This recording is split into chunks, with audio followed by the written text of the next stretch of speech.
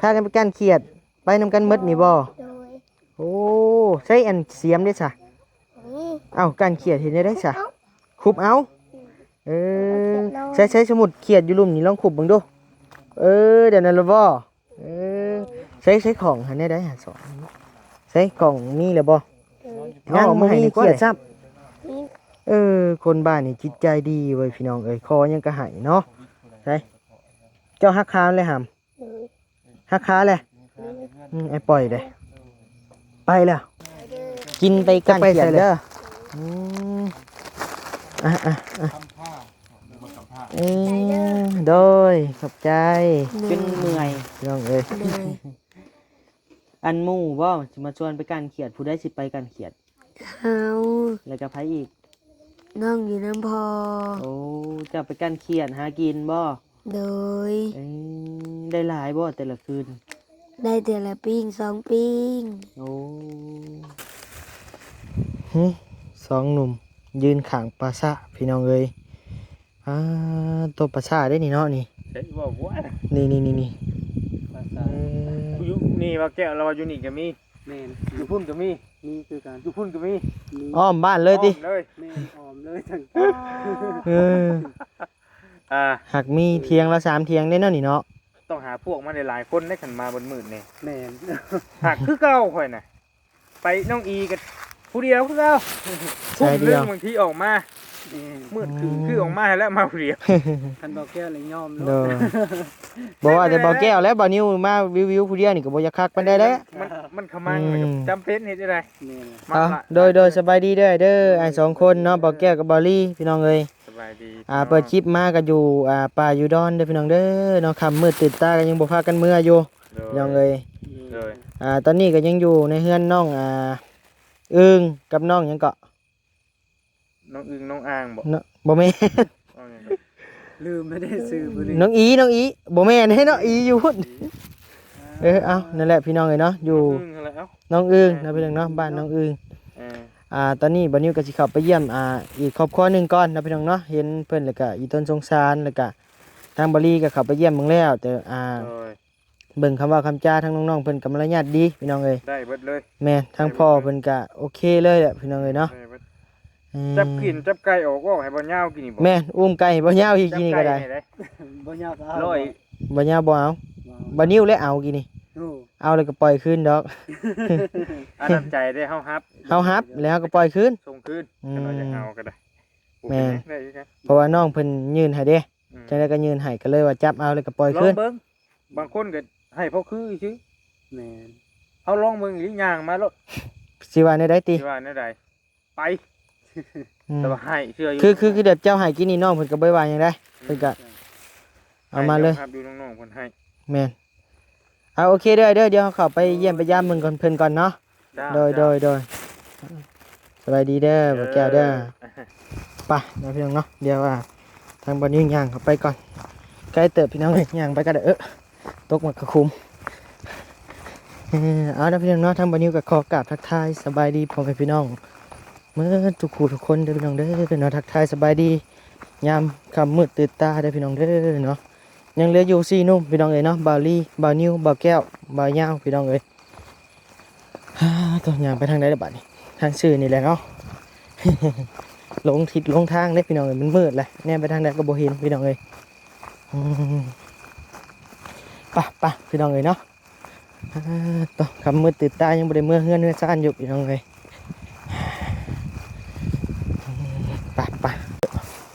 ไปพี่น้องเอ้ยเนาะฮอดละเพื่องมีแต่ป่ามีแต่ดงพี่น้องเอ้ยเนาะเดี๋ยวไปทางใดก็บ่เห็นหยังพี่น้องเอ้ยต่อนี่แหละเฮือนซ่านน้องเพิ่นพี่น้องเนาะครอบครัวน้องเพิ่นพี่น้องเนาะต่อเป็นหยังอะไรนะ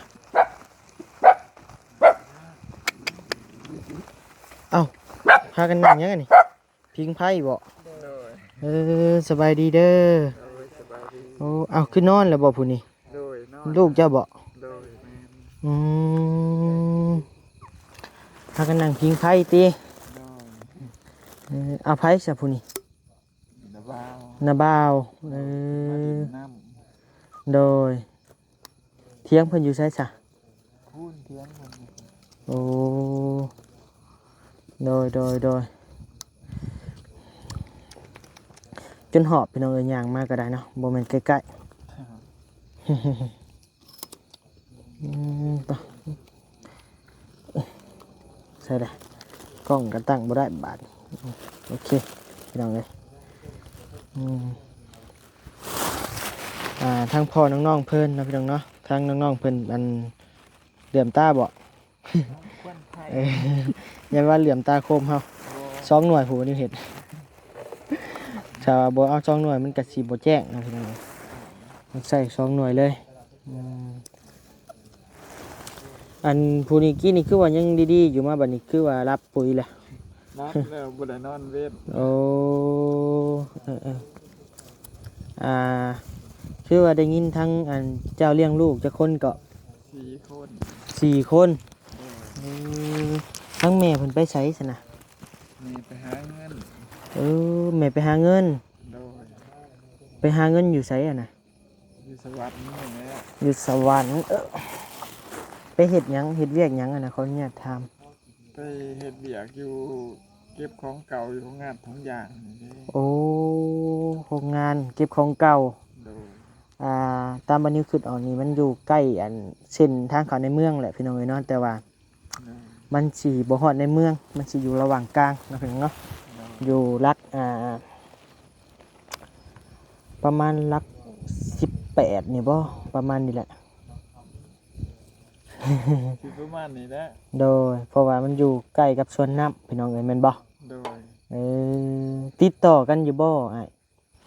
บ่แต่ไปเพิ่นก็บ่ได้ติดต่อกันเล เอย อ บ่มีโทรศัพท์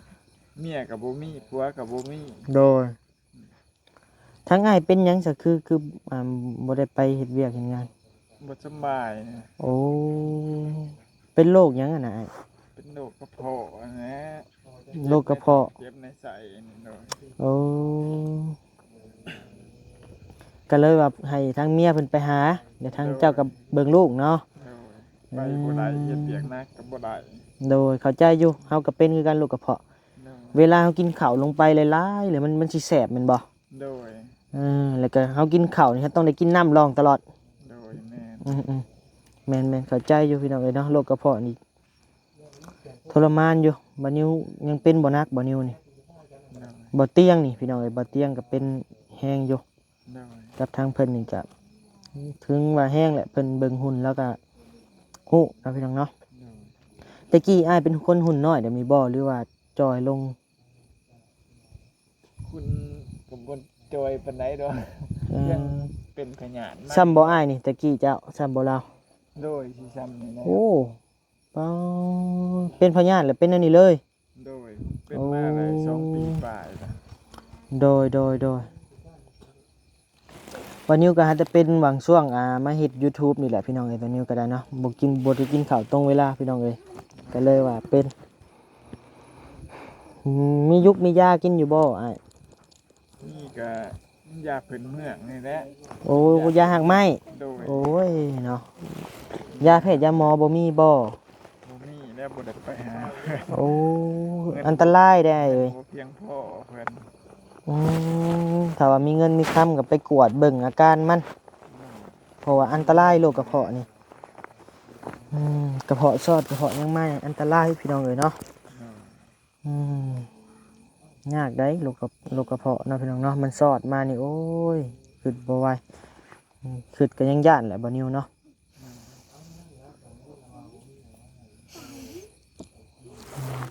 ได้สู้ๆเด้อเด้ออันนี้บ่เฮือนซานลานแป้งเจ้า โดยแม่น ทางบ่นิวนี่มาเบิ่งแล้วมาเบิ่งกับเบาลี่พี่น้องเอ้ยเนาะเป็นเฮือนเลยบ่อันนี้หรือว่าเป็นเถียงไห้เถียงนา เถียงกับเพื่อน อันเดียวกันเลย แนะโดย โอ้ บ่มีเฮือน เฮือนในบ้านก็บ่มี บ่มี โอ้พี่น้องเอ้ยพี่น้องเอ้ยเนาะเบิ่งโอเคเด้อเนาะสบายดีเดี๋ยวเฮาสิย่างบอกเลาะเบิ่งเถียงเจ้าก่อนเนาะ โดย โดย พี่น้องเลยใช่ปรับไฟก่อนสองอันผู้ได้พี่น้องไอ้โคมก็ได้เป็นโคมทางเมย์เป็นผากมาให้พี่น้องเลยแม่บ่ได้โคมหรือจังได้เลยโอ้ยังไงตัวบ่ยาวกำลังโอลมกับน้องๆเพิ่นอยู่เนาะเดี๋ยวบัดนี้จะขึ้นไปโอลมนั่นน้องๆเพิ่นเนาะพี่น้องเนาะใช่พากันไปใช่อันนี้ การเขียด ชวนกันไปกั้นเขียดโอ้คือมาดูมาหมั่นแท้นี่บ่พายโคมพายหยังมาพี่น้องเอ้ยชวนอ้ายเพิ่นไปกั้นเขียดบ่ โดย ใช้ปินหนามาหาอ้ายหน่อยมะหนบมือสบายดีปะลุงแน่โดย ถ้ากันไปกั้นเขียดไปนำกันหมดนี่บ่ โดย โอ้ใช้อันเสียมได้ซะ นี่ เอ้ากั้นเขียดเห็นได้ซะคุบเอาใช้สมุดเขียดอยู่ลุ่มนี่ลองคุบเบิ่งดูเดี๋ยวนั้นละบ่ใช้ของหันได้หาสองใช้กล่องมีแล้วบ่ยังบ่มีเขียดซับ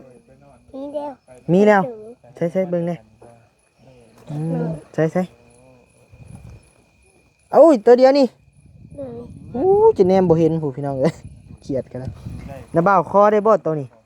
ก็ได้ ให้บ่ มีอยู่มีเสียงก็มีอยู่ เจ้าให้น้าบ่าวบ่ตัวน้อยนี่เอามาน้าบ่าวคอมาให้บ่ ตัวให้ก็มีเสียงยังอยู่ เจไปเอาตัวนี้เคียงให้อีกบ่บ่น้าบ่าวอยากได้ตัวเดียวนี่ เป็นตัวเดียว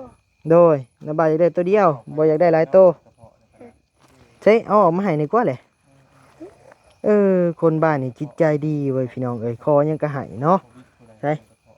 เจ้าฮักค้าเลยหำ เลย ฮักค้าเลยไอ้ปล่อยเลยไปแล้ว เลย จะไปใส่เลยโอ้ยได้ตัวเดียวกับให้นะบ่าวซ้ำเนาะบุมานแล้วบาทนี่ กินอยู่บ่ขนมหาม กิน ใส่นั่งลงซะนั่งลงเดี๋ยวนะบ่าวเสียขนมให้เด้อ โดย มีแต่คนเป็นตะเพงเลยพี่น้องเอ้ยเนาะอยู่บ้านอันนี้เนาะใส่ปรับขากล้องก่อนเด้อนะบ่าวเสียขนมให้เด้อเอ้าขนมกินไปก้านเขียดเด้อ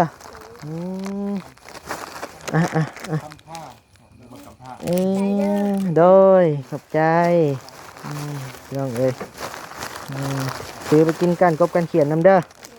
เอาอันนี้แบ่งกันเด้อคนละ2 อันเด้อคนละ2 ตอนเด้อเอาเดี๋ยวถ่าแป๊บหนึงถ่าหมูก่อนเนาะเดี๋ยวเนี่ยบ่าวจีขึ้นเทิงเบิ่งหมูก่อนเด้อโดยไปพี่น้องเอ้ยเดี๋ยวทั้งวันนี้จะขึ้นไปเยี่ยมน้องๆกันบักหามใช่อันนี้นะบ่าวขึ้นได้อยู่บ่นี่เบิ่งขึ้นก่อนพี่น้องเอ้ยเนาะตัวปันอัญญาคู่อ่ะนี่ พากันนั่งเลี้ยงกันสับลาบอยู่ติอันนี้บ่อเฮือนซ่านเจ้าหามอันนี้บ่อของกินฮะกินแล้วเรียบร้อยแล้วโดยแซ่บอยู่บ่อของกินนี่แซ่บใช้ลงมานั่งกินให้นะบ่าวเบิ่งดูอันนี้นะกินอิ่มแล้วบ่กินแล้ว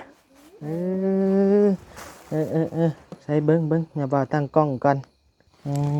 สบายดีเด้อปังหามเด้อหนบมือสบายดีปะลุงเน่โด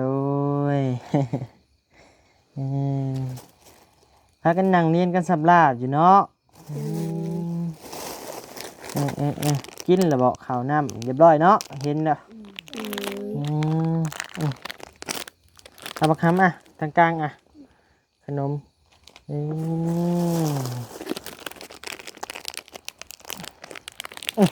เฮ้ยแกะยากแค่นี้มาคำ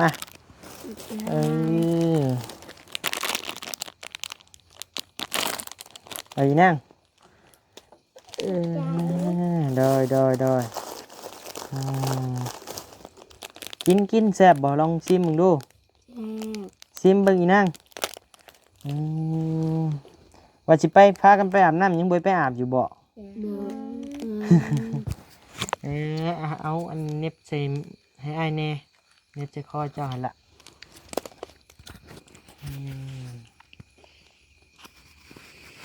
นี่คือแล้วไป อืม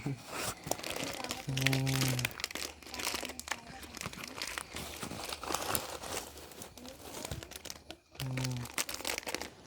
มผู้นี้สไปเดอร์แมนผู้นี้ ตาย ไม่เหียเลย อันนี้คิตตี้อันนี้ผู้หญิงอันนี้อิหยังโตยังอันนี้บักหามเหมาะกับเจ้าเลยสีเหลือง ก็ยังเหลืออยู่แบ่งกันเด้อแบ่ง โอ้ กัน ขอบใจ โดย มารยาทมารยาทดีนะพี่น้องเนาะน้องๆเพิ่นก็ได้บักหามนี่ซื้อหยังบักหามผู้นี้ คนนี้นะ บ่เจ้าหั่นแหละ ชื่อเจมส์ เจมส์อันนี้เด้ พวง ควงอีนั่งเด้ น้ำเพิ่น นางลำเพ็ญ โดย นางน้ำเพชรบ่ โดย โอ้โดยเจ้ามีน้องจักคนไผเป็นไอ้กกผู้ใดเป็นน้องหลา เฮา ไอ้กกผู้ใดน้องหลาบัดนี้ น้องละอยู่ตาราง โอ้ผู้นอนน่ะบ่นอนกับพ่อบ่ โดย อืมเจ้าเลยไอ้กกเนาะ โดย อันนี้เด้ น้องกลาง อันนี้เด้ น้องกลาง โอ้อันเจ้าเลยผู้ที่หนึ่งอันนี้ผู้ที่สองบ่ โด อัน ย นี้ผู้ที่สาม โดย อันนั้นผู้ที่สี่ โดย โดยหูละเนาะพี่น้องเนาะไอ้คือได้ยินข่าวว่าเที่ยงเจ้านี่ใกล้ภาษาบ่หาม โดย บ่ย่านบ่ ออยาน อืมก็เลยเป็นไอ้แลนแล้วบ่กล้านอนบ่หลับแล้วไอ้นี่ โดย เออกินนี่ยังแลนกินนี่ โด จ ย นเมื่อย โดย อันหมู่บ่สิมาชวนไปการเขียดผู้ใดสิไปการเขียด เฮา แล้วก็ไผอีก น้องอยู่น้ำพอ โอ้เจะไปการเขียดหากินบ่ โดย ได้หลายบ่แต่ละคืน ได้แต่ละปิ้ง2 ปิ้ง โอ้เขียดตัวน้อยๆเท่าอีก้อยนี่ได้ มันเถื่อกับมีแต่เขียดนะ โอ้ นี่นี่ โดยการเขียดบ่ได้คุดบ่หามคุบเอาบ่ ฮะ อืมโอ้เสียงยังอะน่ะ เสียงเป็ด โอ้เดี๋ยวเสียงกบ เป็ดไอคอได้บ่มีจักโต 2 ไอคอได้บ่จักโตจักใด ได้ คือสิใหายง่ายแท้บ่ โดย ไทยบ้านนี่คือมีแต่คนใจดีแท้น้องเมื่อกี้นี่ก็เอาเขียดให้บ่นิ้วพี่น้องเอ้ย โดย ลองใจซื่อๆได้พี่น้องเอ้ยเนาะแต่ว่าน้องเพิ่นก็ตอบบ่ลังเลนะพี่น้องเอ้ยเนาะฮู้เลยเบื้องลึกเบื้องหลังมันในจิตในใจนะพี่น้องเนาะออกมาจากจิตออกจากออกจากใจนะพี่น้องเนาะว่าก็เกะกะแล้วบ่นิ้วก็ได้อยากนํเจ็บไปติจักอันสมุดจะออกไปยามนี้จักโมงมาฮอด เอานะ โดย เอากะเอาไปอันนั้นมันเถื่อกะสมองหนึ่ง โอ้โดยไปหาจักชั่วโมงเนาะ โดย ต่อพี่น้องเอ้ยมื้ออื่นได้ยังกินบ่ครับ มันเถื่อก็ได้เครียด โดยกี้นี่เจ้าไอ้คืออันเห็นเจ้าจับไก่ให้เบาบ่ยาวบ่ โดย สร้างได้เนาะพี่น้องเนาะสร้างเฮ็ดสร้างทำเนาะผู้ใดขอหยังก็สิเอาให้หมดบาดตัวเองบ่มีกินก็อย่ามันติ โดย ไปหาเอาใหม่ติ โดย โดยโบขี้ที่พี่น้องเอ้ยเด็กน้อยบางคนนี่อู้ซาดขี้ที่พี่น้องเอ้ยเห็นขนมแบบนี้เฮาสิคอกินนี่บ่ได้ดอกนี่ขนมแบบนี้เฮาคอกินนี่บ่ได้เนาะเด็กน้อยบางคนดอกแต่วันนี้อีหยังก็คอก็ให้นะพี่น้องเอ้ยอันที่จริงเฮาก็บ่ได้เอาดอกเฮาก็เฮ็ดคือสิเอานะแต่ว่าน้องเพิ่นก็บ่ได้ซีเรียสบ่ได้นะเสียดายนะเพิ่นให้เฮาก็ได้ พี่น้องเลยเนาะหาแต่เคยเห็นมันอยู่ก็ได้เห็นทีเด็กน้อยนี่สิกี่ที่เนาะพี่น้องเนาะที่ห่วงนะว่าไงทางน้องๆไปพากันเข้าเฮียนบ่ บ่ เป็นหยังก็บ่เข้าอยู่นาง บ่มีเงินเอา อืมโดยเดี๋ยวไอ้เมื่อป้าก็เด้อบัดนี้เด้อมันค่ำมืดแหละ โด ไอ้สิบ่ ย ชื่อทางเมื่อ โดย งั้นจะเข้ามาอยู่ในป่าโพด โดย พี่น้องเอ้ยเนาะทางบ้านนิวก็สิได้จบคลิปเพียงส่ำนี้นะพี่น้องเนาะสิเมื่อปะก่อนบาทนี้เดี๋ยวมื้อหน้ามื้อใน โดย ไอ้มาใหม่เนาะ โดย เสื้อผ้าหน้าแพร่หมดเจ้าก็พอมีใส่อยู่บ่หำ เออ บ่มีใส่ซ้ำ โดย เจ้ามีจักชุดห เอามี3ชุด ำ3 โดย บักหลายได้ซะ นี่หนึ่ง มีหนึ่งอีนางดิ มีสอง มี2ชุด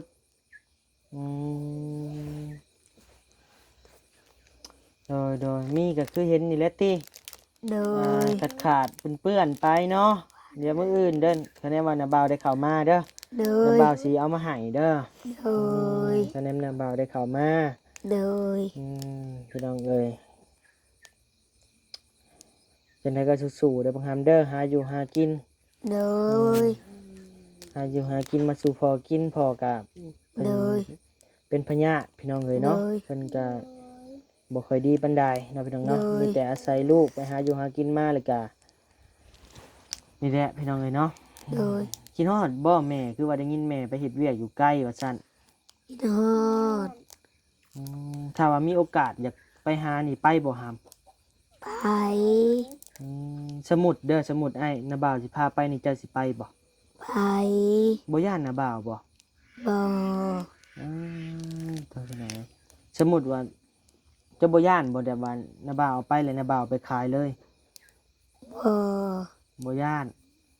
โดย หน้าตานาบ่าวก็บ่คือโจรปานใดเนาะ โดย พี่น้องเอ้ยว่าหยอกน้องเพิ่นเนาะเดี๋ยวมื้อหน้าก่อนเนาะเดี๋ยวอันนาบ่าวมีเงินมีคำเดี๋ยวสิพาไป โดย ไกลเติบได้แต่นี่ไปกับพี่น้องเลย พาไปเยี่ยมแม่เพิ่นทางเบิ้งพี่น้องเลยอยากไปบ่ฮะคันไปฮอดเห็นแม่จะเสียนอะไรก่อนหมู่แลนก่อนแล้วบ่ลิ้นใด แลน แลนก่อนเลย โดย แม่จะไปจักเดือนจักปีแล้วครับ ประมาณ2 ทิศ 3 ทิศนี่ โอ้โดยแม่จะอายุจักปีครับ บ่จัก บ่จักแม่ชื่ออะไร ชื่อเวลา เวลาพ่อได้ซะ คือคำพา คำพา โดย พี่น้องเอ้ยเนาะเอาอยู่ดีไม่แห้งเด้อพี่น้องเด้อเนาะทางบันนี้สิขอโตวกลับบ้านกลับซองก่อนพี่น้องเอ้ยเนาะมืดค่ำแล้วเดี๋ยวมื้อหน้ามาพอกันใหม่เนาะน้องๆเนาะ โด มื้อย หน้าสิมาเยี่ยมใหม่เอาส่งเสื้อหน้าแพร่มาให้ใหม่เด้อ โดย ไปหาอาบน้ำอาบในหาการ เด้อ เครียดบาดนี้ นี่แหละชีวิตบ้านนอกเฮานะพี่น้องเนาะหาอยู่หากินกับการเขียดการคบไปนะพี่น้องเนาะขุดเขียดขุดกบพอได้เลี้ยงชีพตัวเองพี่น้องเอ้ย โด มันบ่ ย คือในเมือง โดย ในเมืองนี่นี่ว่าแนวใดนะพี่น้องเนาะเอาพี่น้องเอ้ยเนาะอยู่ดีมีแห้งเด้อพี่น้องเด้อเนาะเอานมมือขึ้นหามอยู่ดีมีแห้งพี่น้องเอ้ยเนาะความเจ็บบ่ได้ความไข้บ่ให้มีปรารถนาสิ่งใดขอให้ได้สิ่งนั้นสมความมุ่งมั่นปรารถนาจะเจ็บจะจนร่ำรวยๆเด้อพี่น้องเด้อนำมือหน้าโอกาสหน้ามาพบมาพ้อกับน้องๆเพิ่นใหม่เด้อพี่น้องเด้อเนาะเสียงบ่นิ้วก็เว้าเกอะๆกะๆแน่พี่น้องเอ้ยเนาะมันกะแนวใดพี่น้องเอ้ยอยากนำ โอเคเนาะน้องๆเนาะ โอเค โดยสบายดีเด้อ สวัสดี โดยนกมือนะครับเสือกลางสบายดีโดยป้าไอ้เพิ่นเอามาให้บ่นี่ฮาม โด โอ้ ย ข้าวจี่กับขนมเนาะ โดยแอม อีหยังอันนี้โอ้หมักระเบิด เอาไม้ให้บ่นิ้วพี่น้องเอ้ยไปเด้อน้องๆเด้อสู้ๆเด้ออยู่ดีไม่แห้ง อืมเป็นเด็กดีเด้อเด็กน้อยหูความเด้อ โดย ไปพี่น้องเอ้ยเนาะไป